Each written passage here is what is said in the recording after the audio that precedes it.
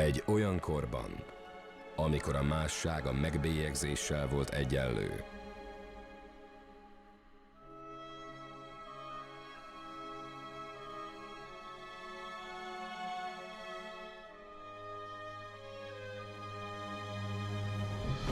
és a megbélyegzés a halállal volt egyenlő.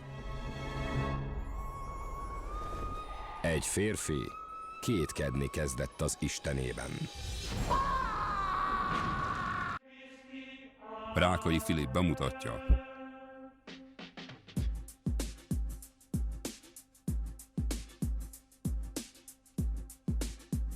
A fideszes Brébánusz Bese Gergő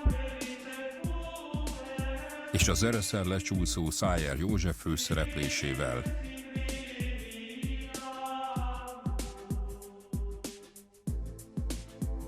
A magyar adófizetők pénzéből készült az IMDb legrosszabb értékelését elnyerő filmjét,